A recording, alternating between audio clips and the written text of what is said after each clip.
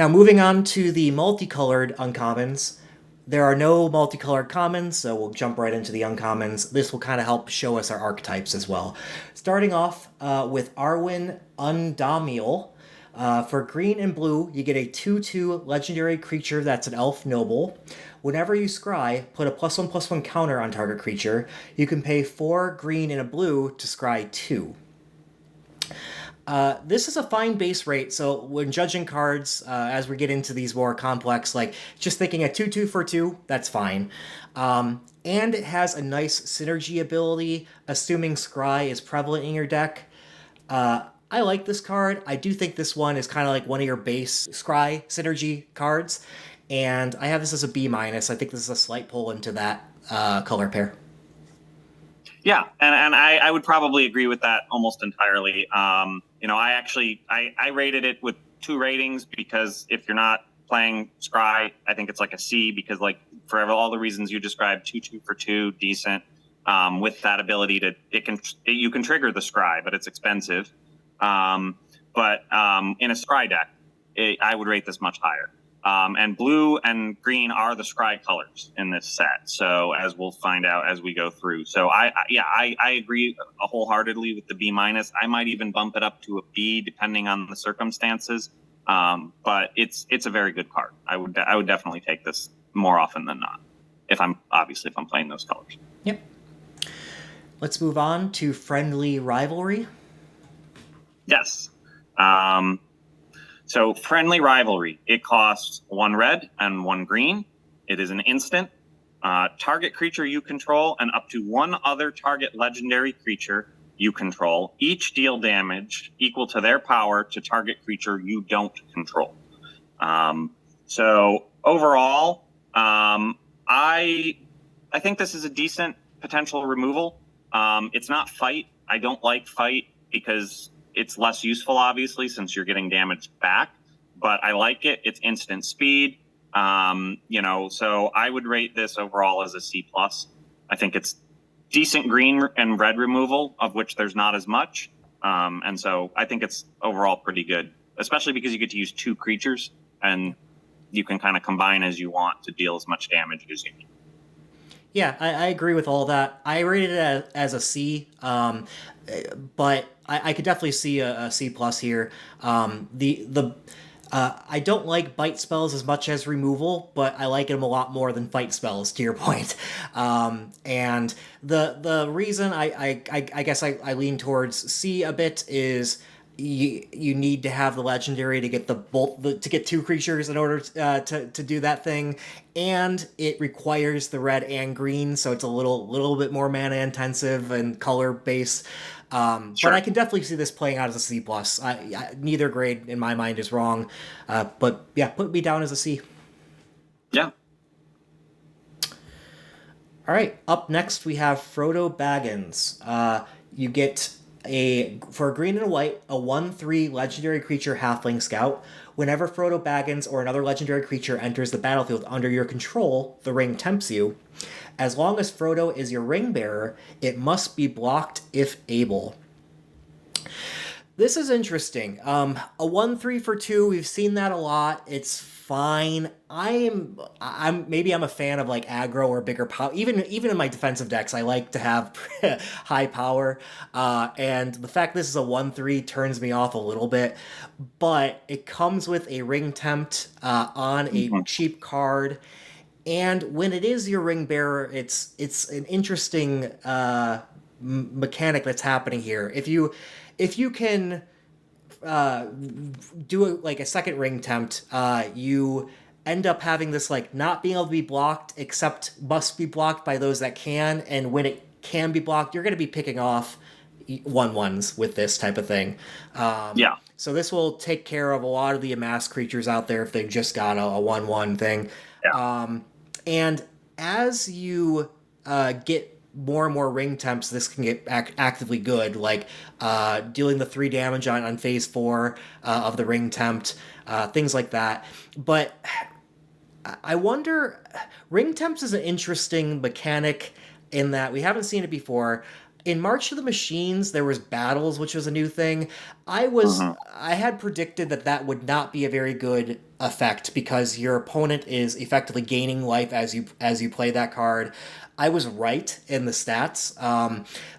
I also kind of think ring temps won't be excellent, but I think they will be more prevalent than battles were in March of the Machines. Let's put it Sure. that way. Um, so I don't know. It's a little hard to judge. Yeah. If you think about it, like ring temps kind of like mana sources. In order to get 4 in play, you're gonna have to be playing like 8, 9 ring temp sources in your deck. Like that's quite a bit. Or like this is a ring temp on a stick, right? Like, Exactly. So these ring temp on a sticks, I think, are where you're at when you want to get into it. So I think I'm going to start this as a C plus, and I think there's a high range of variance in this one. I can see it going up to like a sure. Yeah. B. I can see it just playing out as kind of your 2 mana 1/3 that occasionally gives you some ring temps if you don't have everything, all the legendary creatures to trigger this, right? Sure. So yeah, Yeah. C plus. Yeah, I agree with basically everything you said. I rated it as a C plus as well. I think it's going to, yeah, like you said, there's going to be a wide range on this, and where it settles may not be where we're putting it now. But I think it's overall a decent pick. And that said, as we'll get into it in a few minutes, I think Bilbo, Retired Burglar, is a better ring bearer overall. I like him more, but Frodo's certainly the canonical ring bearer, so we can go with that. All right. Up next, we have Mauher Urukai Captain. Yep. So he cost 1 black and 1 red. He's a legendary creature, orc soldier. He has menace. And he has, if 1 or more +1/+1 counters would be put onto an army, goblin, or orc creature you control, that many +1/+1/+1 counters are put onto it instead. So basically, add an extra +1/+1 counter to any of those creature types every time. He is a 2/2. I think he's very good. I like him overall. So I rated him as a B minus. But synergistically, if you're playing in an amass deck, I think he's almost bomb status, and I would take him. You know, if you're in black and red, have a lot of amass already, so odds are you're going to have some of it. So I could see a case for him going a little higher, but I think I'll stick overall to start with a B minus. Yeah, a 2/2 for 2 is with menace is already above rate, and tack this ability onto it that works with synergies. I could see us giving all these multicolor cards like synergy grades, so I just skip saying synergy because like Sure. if you're playing in black red, you're gonna get the mass stuff, right? So I just have this as a solid B for all the reasons you just said. Makes sense. Awesome. Up next, we have Prince Imrahil, the Fair. It's for a white and a blue, you get a 2/2 legendary human noble creature. Whenever you draw your second card each turn, create a 1/1 white human soldier creature token. Again, fine base rate, 2/2 for 2. With some nice upside. With the draw a second card each turn, you get another creature on that. I like this card a good amount. I started this off as a B minus, but I could see this being something like a B with the ring bearer aspect of the looting, drawing you a second card and getting that 1/1. Yeah. So Exactly. I don't know. So it's the ring bearer question again, and how quickly can you get that to happen? That's what I worry about. Like blue white, are you going to get ring bearer quickly enough to be triggering this a whole lot? So I started at a B minus. Yeah, what do you think? Yeah, no, I put it as a C plus, only because the ring bearer effect only triggers on attack, which means you have to be attacking with your ring bearer to use it. You're probably going to want to attack with your ring bearer more often than not, but there may be cases where your opponent's got a blocker that can kill it, and you're just like, I'd rather have this ring bearer alive for whatever its card abilities are, and so I can see it being useful. However, I think it's not quite as useful. So I think I went with a C plus on this one just because I would definitely take it if I'm playing anything remotely similar to this. It's a good card. 2/2 for 2 is good. So yeah. Okay. Up next, we have Shadow Summoning. Yes. So shadow summoning, it is 1 white and 1 black. It is a sorcery. You create 2 tapped 1/1 white spirit creature tokens with flying. So I rated this as a C plus. I think it's a decent card creator. I don't like that it's sorcery speed. It would, probably be a little bit better to me. I like that it creates 2. It's 2 cheap blockers that you can use. With flying, always a good thing to have. Just, if your opponent doesn't have it, hey, this is 2 damage a turn. It's not bad. So yeah, I think C plus overall from me. Yeah, I agree also with the so it kind of sucks that they come into play tapped because they're not right away going to become blockers for you if you need that sort of thing. But I have this a little bit higher, B minus, not that much higher. But it's just an efficient rate for 2 mana for 2 separate creatures that are both 1/1 flyers. It's not often that we see that, and that type of ability of getting 2/1/1s for 2, it tends to play well by itself. So with them being flying, that I think it'll be good. So I got B minus. Yeah, that's fair. Up next, we have Bilbo Retired Burglar. It's a for 1 blue and a red, you get a 1/3 legendary halfling rogue creature. When Bilbo Retired Burglar enters or leaves the battlefield, the ring tempts you. Whenever Bilbo deals combat damage to a player, create a treasure token. So I have this as a C, and it's mostly that I want more for 3 mana. It ring tempts you both entering and leaving, and it's nice that it sets you up for treasure tokens. But my concern is this: you need treasure tokens a bit less turn 4 and onward than you would earlier in the game. Don't get me wrong, treasure tokens are great turn 4 and onward, but I think you need them a little bit less. I'd want more of a creature for the 3, but I think you are a little higher on this card. Yeah, no, as I said earlier when we talked about Frodo, I like this as a better ring bearer, honestly. Because as a 1/3, right, with the ring bearer ability, he can only be blocked by creatures with power 1 or less. So odds are he's not going to get blocked a lot, or, at least relatively less than other creatures might. And so that treasure token is going to come more and more often. I love treasure tokens in limited just because of the mana fixing aspect of them. I love the ability to have that. There are a lot of expensive creatures in this set, and so when you're queuing up to play your 6 or 7 cost bomb, yeah, turn 4, turn 5, it's not as useful as turn 2, turn 3 as a ramp, but I still think this could definitely get a lot of work done. I have him as a B minus. And I think to me it's justified, but we'll see how it plays, right? We'll see how much that ring temps mechanic is actually useful. Because if it's really useful on him, yeah, I could see him going up to a B even. But I would start it as a B minus. I think I like him better than Frodo, even though he costs 1 more. I just like the idea of the treasure tokens because I think a lot of the bombs in the set are very expensive, and he's going to help you get one of those off a little just that much quicker than your opponent. Makes sense. Moving on to our next card, Denethor, Ruling Steward. For 1 white black, you get a 2/4 legendary creature human noble.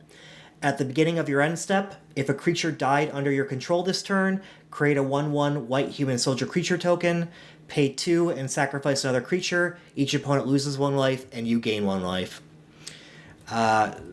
So I think this is a fine base rate, a 2/4 for 3. It's nice that it produces more creatures. It can finish off some close games. That said, I don't know. I'm not overly impressed by it for 3 mana. I have this as a C. What do you think? Yeah. No, I have the exact same. I have a C for this as well. And I even put this in my notes. This would be a B for me if it triggered on any end step, not just your end step. Oh, yeah. Right. I mean, the ability to block and then you get another thing, that would be amazing. That would be fantastic.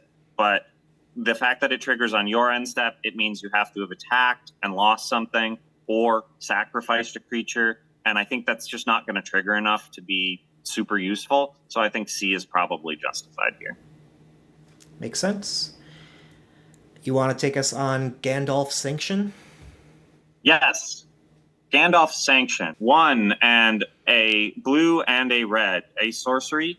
Gandalf's Sanction deals X damage to target creature, where X is the number of instant and sorcery cards in your graveyard. Excess damage is dealt to that creature's controller instead. So I think this is pretty good. I don't like that it's a sorcery, obviously. Would be so much better as an instant.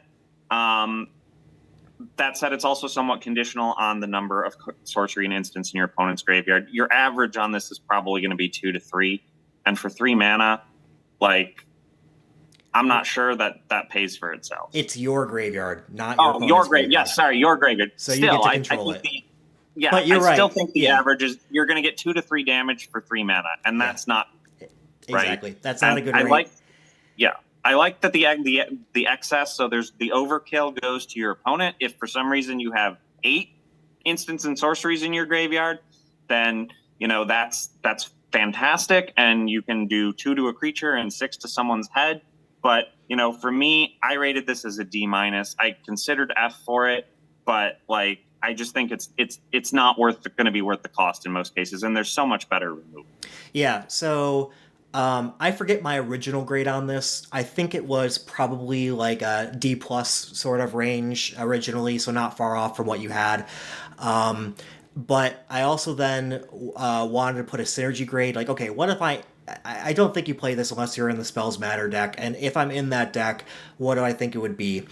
There are people going to the point where they're like, oh, this is going to be a bomb in that deck, because there are a decent amount of like pay 1 mana, draw a card, like cantrip type things where you can maybe cycle through and get more instants and sorceries in your graveyard. So this is going to be a really hard one to judge, is like, how much will that really happen? It'll slide the scale up more that way. I'm a little bit of a disbeliever with you, but I think it will be okay enough in that deck where I have a Synergy C. That's where I'm standing on the Synergy C. That's fair. You don't want it unless you're in that deck. There was a card in Ikoria that people are calling this a Zenith Flare, which was like it was a cycling based deck where you just pay 1 to cycle through a ton of cards, and then it would deal damage to your opponent equal to the number of cycle cards in your graveyard. And you can just like pay 1 on every card you had if you've got all the cycling cards, get your Zenith Flare, and then basically deal nearly 20 damage to your opponent in 1 card. People are comparing it to that. I just want to be clear, it's not that. Yeah, no, it's not that good, right? It's because you would need a bunch of other cards that by themselves draw, and there's nothing with cycling in this set, so you can't just get rid of it and draw, right? Like you absolutely just need to find a bunch of instants and sorceries and either play them or find ways to discard them. And to make this useful, and it's not that useful. There are the land cyclers, but that's not enough to do that. I think most of those are creatures. Yeah, exactly. So they won't help you here. They're not going to help you. Yeah. So I'll stick with my D-. I really think it's a much more of a constructed card. This will be great in constructed play, right? Like people are going to abuse the hell out of it in constructed play, but I see it very limited, very niche uses here. I do think that this deck will come together, and when you're in that deck, you want it, but I'm still hesitant to really go above a C in that deck. And I agree with. I get your grade too. If you're not in that deck, you do not want to play this card. Yeah, it's generally going to be an F, but I could see it if you get if for some reason the removal gods have not blessed you and this is the only thing that comes your way. Yeah, you might want to have it because you probably want a removal spell, but it's not very good. Yeah. It'll be interesting to revisit this one at the end of the set. Like, it's possible that if blue red is completely open and you're the only drafter at the table, I do think in that case like this will get the job done. Yeah, But you could potentially do it. Yeah, yeah, I think it'll be interesting to see if somebody leaves blue and red wide open and you want to go for basically all instant and sorcery deck. Yeah, yeah. this could do it. But All right. The next one up is Ring Sight, and I think I stole a card from you, and I'm curious to hear your take on this one first. So you want to take Ring Sight? sure, yeah. So ring sight is one colorless, one blue, and one black sorcery. The ring tempts you. Search your library for a card that shares a color with a legendary creature you control. Reveal it, put it into your hand, then shuffle. So I think my overall on this one is I like this card a lot. This is a very good tutor in most decks, I think, because odds are you're going to have a legendary creature out, and odds are it's going to share colors with other creatures in your other cards in your deck, right? So this can tutor for whatever you need. It's a card, right? So this can tutor for your win con. This can tutor for whatever you want to get, as long as it shares a color with a legendary creature you control. And there's a lot of multicolored, legendary creatures. So yeah, I rated this as a C plus. I think it's good. I would take it in a lot of cases. I debated B minus. I just don't think it pulls me into blue black, but I think it's honestly a very good tutor. Yeah, I had a feeling that we might differ on this one a good amount. So I have this as a D, and but the reason is this: Matt plays a lot of constructed, where this card would be really good, and back in the day, these were really great cards, and we haven't seen in limited when we were playing a lot of limited together in paper and all that, tutors weren't really a thing anymore. Like, so you've done a lot of limited, you know how to judge those cards. I would have judged this as like a C plus up until like 2 to 3 years ago when I started seeing tutors in limited, and they have not been that good. That's fair. So therefore, like, just going off of recent tutors, I would give this like a D. Now, a lot of our tutors are been 4 mana plus, so this one's 3, so that's a significant difference. And this one does give you a ring tempt, but it does require a legendary creature in play, which we discussed will be pretty common to get. So, but I don't know. I have a feeling that this one Well, don't forget. So when you play it, the ring tempts you. You have to name a ring bearer. That ring bearer becomes legendary. So when you play the card, you will have a legendary creature, Yeah, and that you can is then true. pick the color of that creature if you have whatever color you're searching for. So Yep. it is basically search for a card of the color you would like based on whatever. I mean, you have to have the creature out. It Right. doesn't have to be legendary to begin with, but when you tempt, you can choose a new ring bearer. Right. And that I forgot about that point completely.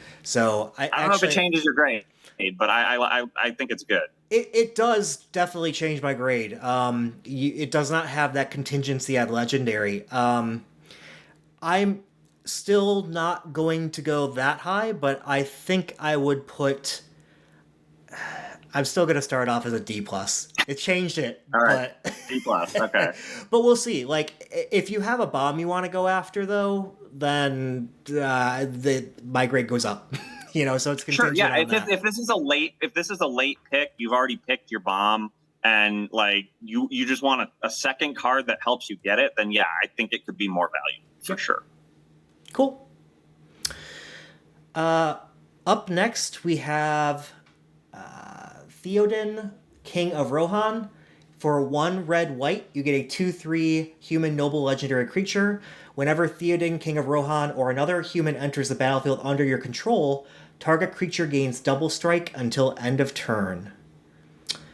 So the base rate test on this is a little below rate as a 2/3 for 3, but that is overcome by the ability here. Whenever another human enters the battlefield, a creature gets double strike.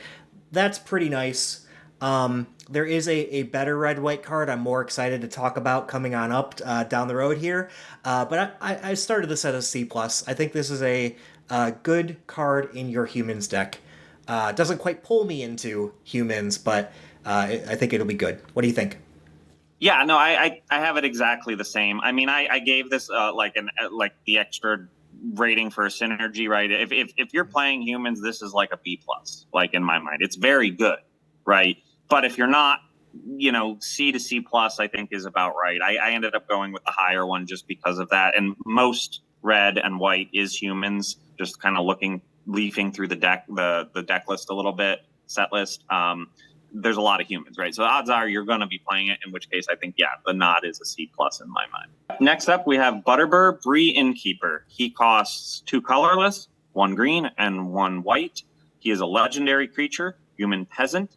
At the beginning of your end step, if you don't control a food, create a food token. He is a 3, and he is a 3/3. He falls kind of a little bit below the test for me as a 4 for a 3/3. The food token, I think we'll have to see how prevalent that becomes, but I'm not a huge fan of the mechanic overall. The fact that you have to pay 2 for everyone that you activate in order to gain the life. If you've got excess mana, it's a nice thing to have potentially, but the fact that he only creates a food token if you do not control a food token means you're going to have to be activating that every turn to get the benefit from him. And so I don't think he's that good. I'm looking here at my rating here. I have him as a C minus. Yep, I had the exact same grade as C minus, and I'm not sure that it's not too high. Yeah, no, I borderlined between C minus D plus on this guy. Like, the reason I went with C minus is like ultimately in a pinch, having a food token could save your life.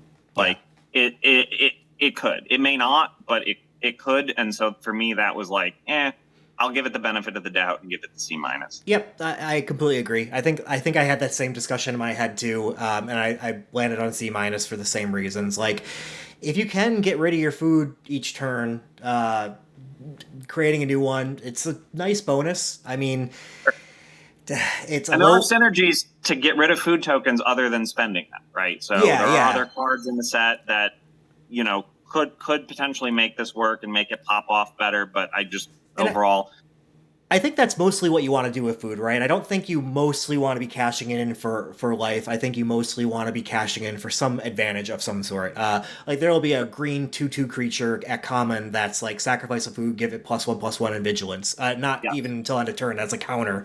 Like there's some good ways to use food. And I think that's mostly how you want to be using it.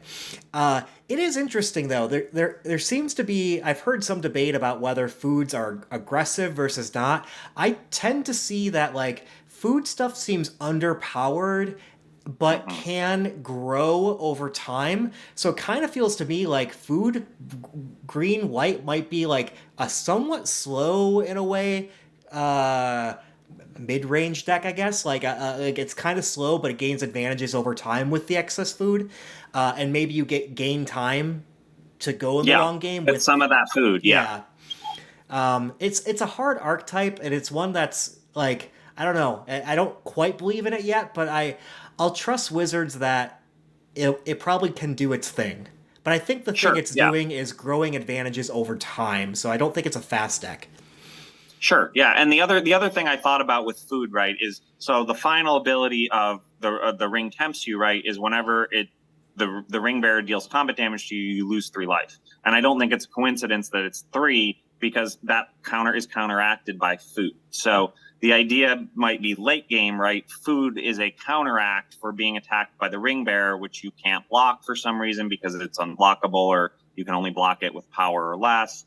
And it helps you count, or you don't want to block it because you'd have to sacrifice your creature that you're blocking it with.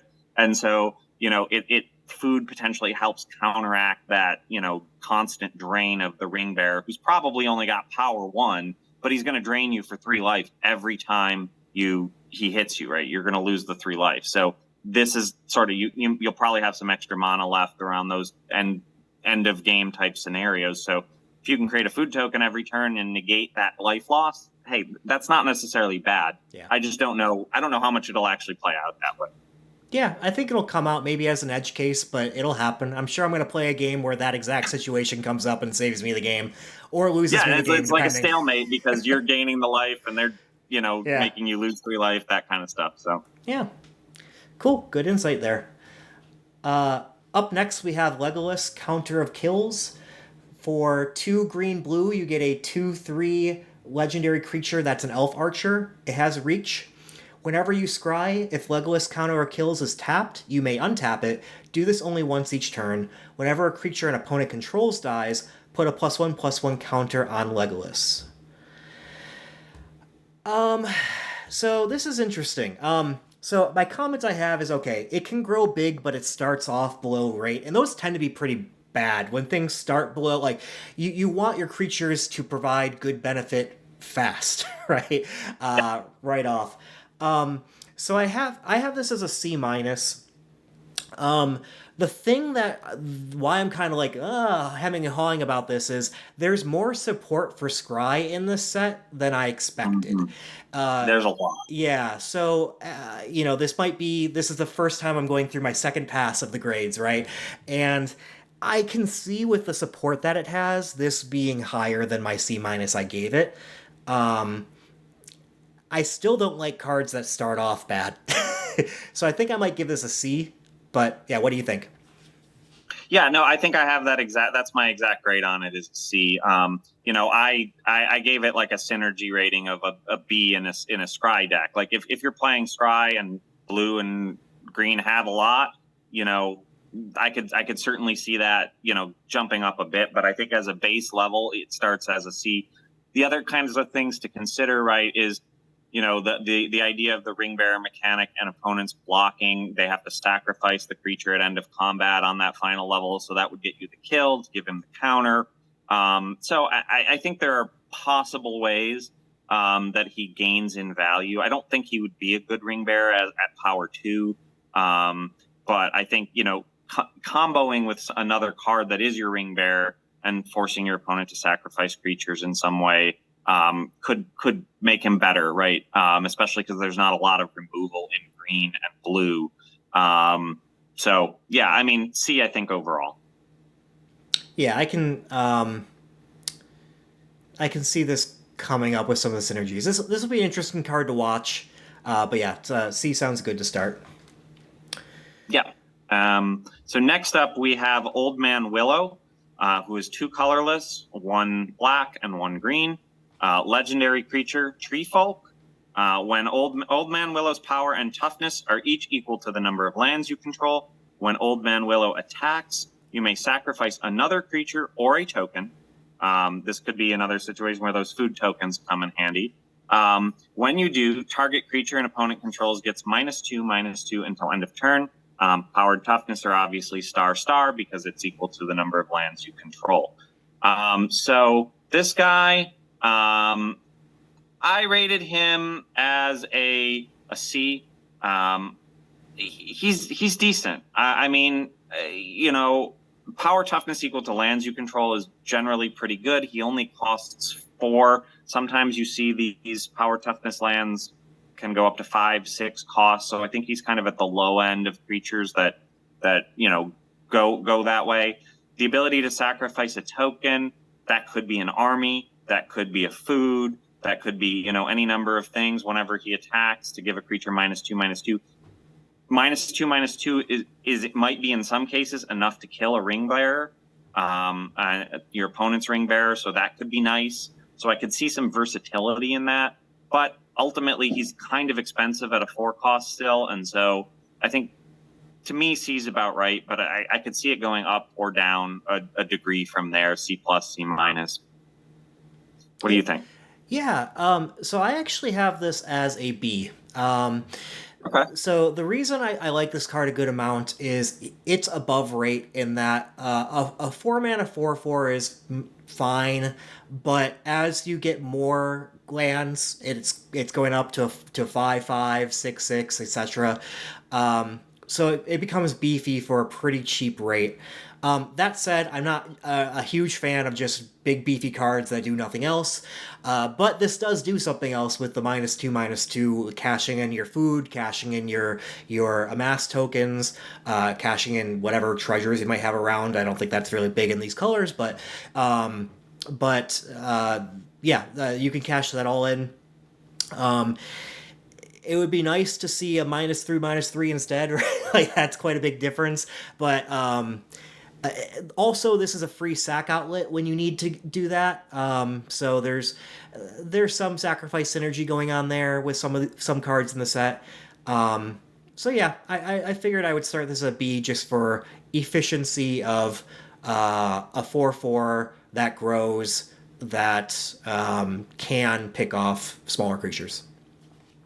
Yeah, I think you've talked me up to a C plus on this. I'm not sure I'd go into B because I'm not sure it draws me into black green, particularly because of the odd relationship that black and green have in this set. I mean, and I'm just thinking of some other cards and things like that further down the line that we'll get into, but I'm not sure that like it's not the same as like blue green where there's a lot of synergy because there's a lot of scry in both blue and green, and so I can see that synergy working a little bit better. It's not quite the same for black green for me. That said, black, as we'll get into when we get into the color, is a very powerful color, I think, in this set. So I could see it if you're going black green. This is a great card. But yeah, I think you talked me up to a C plus. I'm not sure it in and of itself would pull me into black green, but I'm also not sure that I need a lot of pull to get pulled into black. So Yeah, no, uh, that's fair.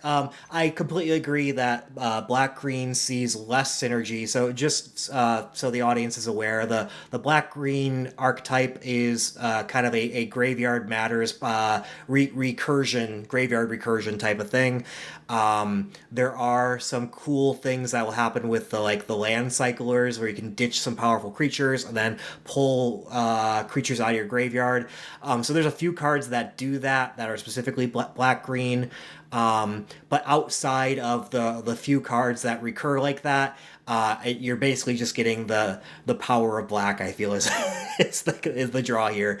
I think we're both kind of painting black as perhaps our favorite color. Tell me if I'm speaking wrong for you, but no, so I far, think that's totally fair. There's a lot of good in black in this set, and so I think we'll see when we get to the colors. But I think it's starting, let's say, as my color to beat, so to speak, in early on. But that might change as we progress and actually do some drafts with this right. and see where. All right. Let's move on to Rise of the Witch King. Okay, talk about the green black. Two black green. Each player sacrifices a creature. If you sacrifice a creature this way, you may return another permanent card from your graveyard to the battlefield. Usually we see this effect at 5 mana where it's fine. I mean, 5 mana is expensive to pull anything out of the graveyard onto the battlefield. But 4 is good if you have ways to get things into the graveyard. And there are some mill synergies, although that typically pulls in blue with the black. And there are those land cyclers, which I think is what makes this card good.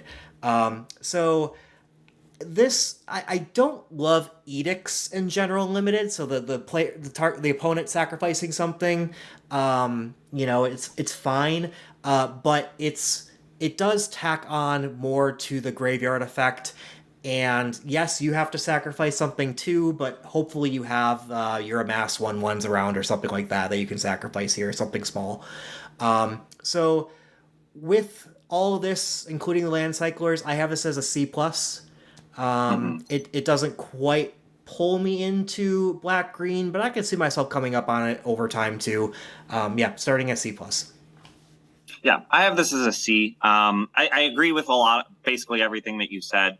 My only hesitation with it is that it's situational, right? You have to have the creature in your graveyard that you want to pull back, right? And we'll get into this when we get into the colors. There are some good land cyclers, I think, both in green and in black. I think actually some of the best land cyclers of the creatures in the set are in those. So there are ways to do it. But I'm not entirely sold on it just because it is situational like that, right? It could be you could draw this in your opening hand and it's just taking up a card slot. So I rated it as a C. I think it's still a good card, and I would definitely take it if I'm playing black green, because there are going to definitely be good uses for it. But I'm not quite at a C plus on it, and I agree with you though. I don't think it draws me into black green on its own, just because I'm tempted I'm tempted away from that color combo just because of the lack of synergies I think that it has in the set. I'd be much more tempted to black blue or black red or something, or even white black has, I think, a fair number of synergies there versus black green. So, Yep. All right. yeah. So next up we have Strider, Ranger of the North. It is a 2 colorless, 1 red, 1 green, legendary creature, human ranger. He has landfall. So whenever a land enters the battlefield under your control, target creature gets +1/+1 until end of turn. Then, if that creature has power 4 or greater, it gains first strike until end of turn. And he is a 4/4. So starting out, obviously, 4/4 for 4. He's got a landfall effect. At the very least, even if you don't have another creature, you can target him with the effect. Then he's a 5/5. He gains the first strike because he's got power greater than 4. So, I think this is a solid card. So I rated it as a C+. I'm not sure by himself draws me into green red. I struggled with this one. I almost rated it a B-. I'm not sure by himself he draws me into that. But it's a very good card, I think, overall. Yeah, I agree with everything you said. I'm sensing a little bit also of the not sure how it's not quite powerful enough for you type of thing. That's how I felt too. I have this as a C. It's 4 mana 4/4 that sometimes is a 5/5. It can give first strike to some other creatures. Not bad. It suffers a little bit from anything 4 mana or more. You got to ask a lot of because there's a lot of good cheap things in the set. And there's some decent card draw with the cheap things as well, so you can just keep on drawing into playing a bunch of cheap good cards. But yeah, I have it as a C. All right. Up next, we have Ugluk of the White Hand. For 2 black-red, you get a 3/3 Orc Soldier legendary creature. Whenever another creature you control dies, put a +1/+1 counter on Ugluk of the White Hand. If that creature was a goblin or orc, put 2 +1/+1 counters on it instead. So this grows big but starts low. It's got that same kind of thing that we had with like Legolas and some other things. I like when they start bigger. I have it as a C. And that's, kind of how I feel about it. It starts low, grows big, but could die to anything. Sure. Yeah. No. And I have it as C+. So I'm pretty close with you there. I give it a little bit better just because so many of the creatures in those colors are goblins and orcs. And Amass is almost exclusively goblins and orcs. So, whenever your army dies and, you get 2 counters on him. I like the idea of the double counter. He gets fatter quicker off of that. But I agree with you. There's a lot of removal. I think the upside here is a lot of the removals in black and red. And if you're lucky enough to be taking black and red in your pod, there's going to be less of it for everyone else. So I think in that case, that kind of gave me that little bit of an edge. I don't know if he by himself draws me into black red, but as we've kind of said, I don't know that I need a lot of push to get drawn into black. Right. So, but I think overall on the whole, I would go with the C+. Okay. So, up next we have Shadowfax, the Lord of Horses. It is 3 colorless, 1 red, 1 white, legendary creature horse. So all horses you control have haste, to include Shadowfax, Lord of Horses. Whenever Shadowfax, Lord of Horses attacks, you may put a creature card with lesser power from your hand onto the battlefield tapped and attacked. So this one was kind of hard for me to rate. At 5 cost, it's really expensive, right? That's just right off the bat, especially for a 4/4 creature. And I don't know that I said it's a 4/4 for 5. So it's expensive. It's rated a little bit less for that. However, there are a lot of things with less power than a 4/4. And so whenever he attacks, just being able to put a creature on the battlefield tapped and attacking, you don't have to pay for it. That's a really good ability. The horses you control have haste is going to be pretty meaningless. I think there's maybe one or two other horses in the set. So that in and of itself, like, so it's basically he has haste, and then you can put something else tapped and attacking, which is nice to negate the summoning sickness of the card. But yeah, I mean, I put it as a C plus. It doesn't draw me into those colors, I think, but I think overall it's pretty good. But it is expensive, so I'm interested to hear what you have to say. I think it does draw me into the colors, and specifically because red-white is so aggro that I do think that this is the top end you want in your aggressive deck. You're right that a 4/4 for 5 seems undercosted, but it's actually kind of more like I don't know, 6/6, 7/7 sometimes, depending on what Sure, yeah, creature you're you going to have. get that free creature. Yeah, exactly. So I do think it's efficient, and that it's pretty explosive. In that the other thing also gets haste. So because it's attacking. Effectively gets haste. Yeah. Yeah. So I think that is a good amount for the 5 mana. It's what you want in this deck. So I have it as a B. I will say it does suffer from running out of cards. Like red white Yes. can run out of Yes. steam, and so there's that aspect to it. So I'll have to see how that plays out. But I started off as a B. Yeah, and that's I was also considering a B minus for it, but the only one of the reasons I went with a C plus is right at 5 mana by your 5th turn in red white. Odds are this may be the last card in your hand, and then you're basically contingent on drawing a creature to then use its ability. Right. So maybe I'm wrong. I mean, there is some card draw in these. Obviously, with the ring bearer, right? You've got the loot effect on your ring bearer, right? So draw a card, discard a card on it. So if you keep something in hand, right, and you make Shadowfax your ring bearer, every time he attacks, you draw a card, discard a card. Oh, look, I now have a creature in my hand I can attack with. So maybe I'm talking myself up a little bit on this, but I can certainly see uses for it. But yeah, I think I'll stick with my C plus, but Sounds good. I could be wrong. So I think you've got the next one. Yep. So up next we have the Mouth of Sauron. For 3 blue-black, you get a 3/4 Human Advisor legendary creature. When the Mouth of Sauron enters the battlefield, target player mills 3 cards. Then amass Orcs X, where X is the number of instant and sorcery cards in that player's graveyard. So, thinking about when you evaluate cards, yes, 3/4 for 5 is understated, but you get the extra amass something. So, how many instant sorceries do you need in your graveyard to make this good? You need at least 2 to make it at rate, and maybe 3 in that player's graveyard. Yeah, it's not yours. It's the opponent's. Wait, hold on. I thought in that. Yeah. So the opponent that you build on, or you can mill yourself. You can mill your opponent. I do think. Yeah. Sorry. Yeah. You're right. True. You can target it's target player mills. So right. Yes, you could shelf. I think you will typically be targeting yourself because this blue-black with the whole kind of instants and sorceries kind of mattering piece in this a little bit.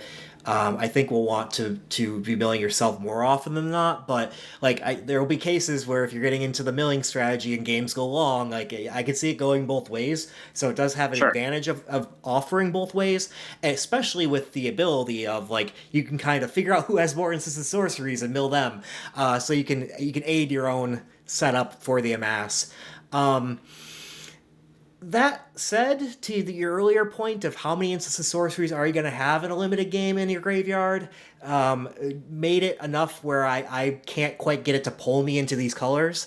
So I called it a synergy C+. I really think you want to have a lot of instances and sorceries in your deck when you're doing this so that you can guarantee at least you will provide the amass if your opponent cannot provide the amass. But if you have enough in your deck, probably at least 8 sources or so, I start to like this at about a C+. Yeah, no, I did basically the same, right? I gave it I was like either D or C Right. plus, right? Depending on where you're at, right? If you're going for the strategy with the synergy of sorceries and instants, like absolutely, yeah. I think this becomes a decent card. But otherwise, I mean, I wouldn't always play this if I'm playing blue black. I would only play it if I have a lot of sorceries and instants. So yeah, I think I'll go with the synergy C plus as well, because I think that it is very situational, and that's the other note I have on it. It's very situational. All right, I think you can take us So, home with yep. Gwai here.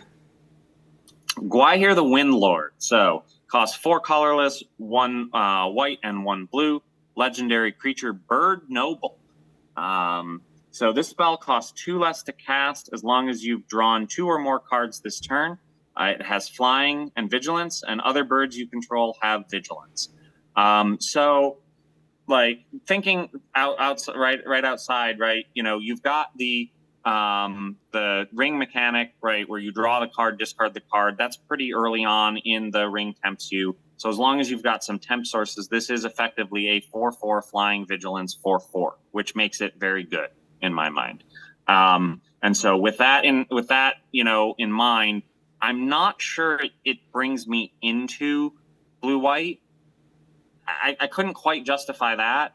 And you also have to have a couple of those things where, to get the ring to that level to where it you actually do the looting of the card when you attack. So I rated it as a C plus. That's exactly what I have. Synergy C plus. And yeah, the reason for the synergy is I do think you'll want a few ways other than the ring tempts you to possibly be able to get 2 cards as well. Like, it'll cost mana without the ring tempts you, so the ring tempts you should be your main way of doing it. Yeah. But if you have a few extra ways of drawing cards cheaply, like there is a 1 mana spell that will draw you ring tempts you draw a card, like that combination, for instance, which I guess just kind of gets to the ring tempts you anyway at that point. But there are other ways to draw cards cheaply Sure. that would help for you to double spell on a turn with this. It also does not pull me into the colors because historically 4 mana 4/4 or sorry 4/4 flyers for 6 are not that good in limited. Yeah. But this one does have vigilance on top of it as well. Yeah. So that's definitely something. I think this is one of the best versions we've seen of these 4/4 flyers, especially because you can play it cheaply. So yeah, I have Synergy C plus. Yeah, another thing I'll be interested to see is how often people make flying creatures their ring bearers. Because this is a situation that I could totally see becoming a meta at some level. Obviously there's fewer blockers for you. And so getting that, to 4th level of the ring tempts you, and then you're hitting them for 4 with this, and they're losing 3 life. And you're drawing and discarding a card. Like, I could totally see that becoming, a thing. And there's not a lot of flyers in the set. I mean, there's a few, right? Primarily in black and blue, but a few elsewhere as well. And there are a few creatures with reach, like we talked about. Legolas has reach. So, I mean, there are ways to get around that. But flying is a form of evasion, and the ring bearer ability probably lends itself to evasion. And so I think you're going to see situations where people might do that. I don't know. We'll have to see. But I could see it going up in estimation if that becomes a meta, where people are making flying creatures their ring bearers because, hey, then this is a ring bearer with vigilance, Yeah. and that just makes it that much better, right? So yeah, I think overall we can start with a C plus, right? But then we'll kind of see where it goes from there.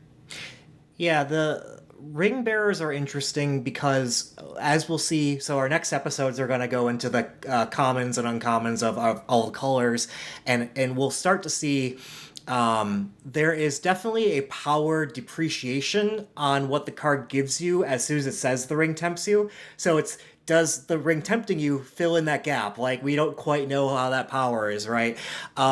I tend to be skeptical of. I think there's definitely power in the ring tempting. You don't get me wrong, but I don't want to make all my cards crap in order to ring tempt. So That's fair. I think what I'm curious to see here is I think the cards that are the ring tempts you engines, which are the uncommons, we've seen a few of them here.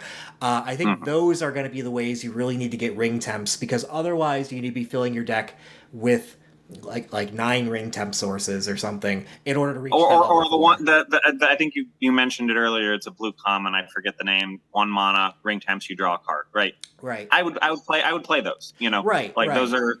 those are good cheap sources. That's your turn 1 play when you got nothing else to do, because there's not a lot of 1-costers in this set.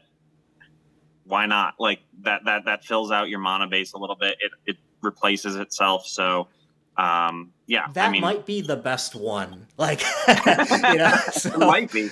It could be. So blue is probably a pretty good ring tempt Yeah, color. sure. If you can catch all those sort of things, it'd be interesting.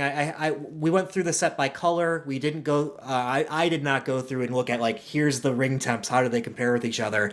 Oh yeah, no, I didn't do that either. But Yeah. but it would be interesting to see like how many ring temps are there in each color, and what are their mana costs, and how good are they relatively compared to other cards in the color. So, somebody will do that analysis. Yeah, maybe we'll do it later. I have heard there is an equal spread of the ring temps across colors. Okay.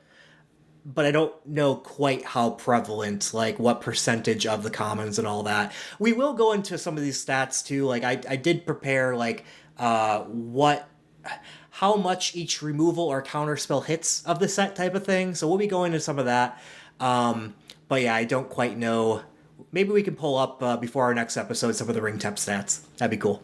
Yeah, for sure. All right. I think that might be it for today. Anything else you want to add here?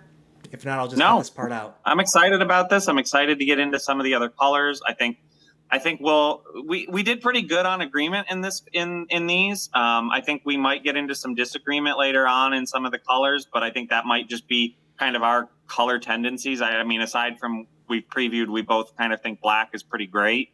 But I think we may have some disagreement later on, but I think that'll be interesting. It'll be interesting to see, and it'll certainly be interesting to see how that changes once we've actually played a few games and a few drafts and kind of gotten a sense for, hey, we thought that strategy was great and it totally sucks, or hey, somebody played this against us and it absolutely destroyed us. So that's the fun part about this. So agreed. Cool, man.